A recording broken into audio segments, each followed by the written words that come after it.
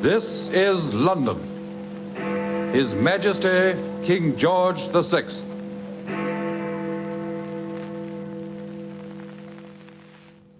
Let us remember the men in all the services, and the women in all of the services who have laid down their lives. We have come to the end of our tribulation, and they are not with us at the moment of our rejoicing. I speak to you today at the same hour as my father did exactly 75 years ago.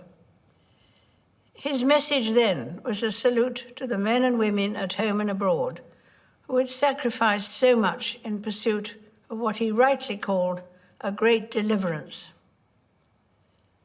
The war had been a total war. It had affected everyone, and no one was immune from its impact. Whether it be the men and women called up to serve, families separated from each other, or people asked to take up new roles and skills to support the war effort, all had a part to play. At the start, the outlook seemed bleak, the end distant, the outcome uncertain. But we kept faith that the cause was right. And this belief, as my father noted in his broadcast, carried us through. Never give up, never despair. That was the message of VE Day. I vividly remember the jubilant scenes my sister and I witnessed with our parents and Winston Churchill from the balcony of Buckingham Palace.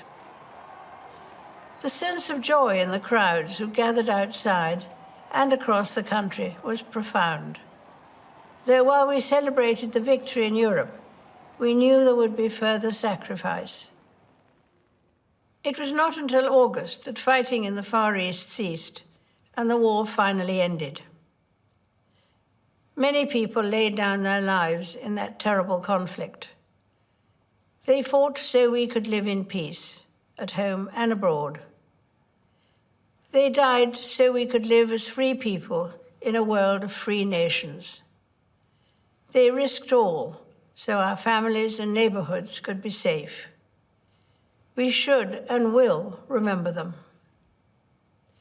As I now reflect on my father's words and the joyous celebrations which some of us experienced firsthand, I'm thankful for the strength and courage that the United Kingdom, the Commonwealth, and all our allies displayed.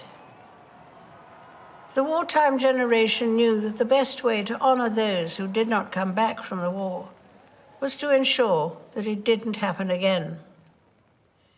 The greatest tribute to their sacrifice is that countries who were once sworn enemies are now friends, working side by side for the peace, health, and prosperity of us all.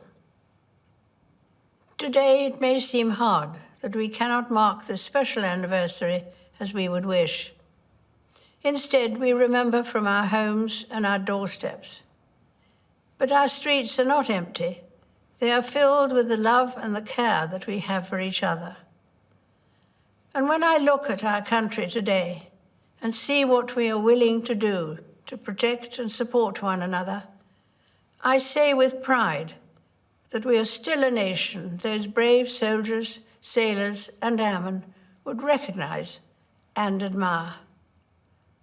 I send my warmest good wishes to you all.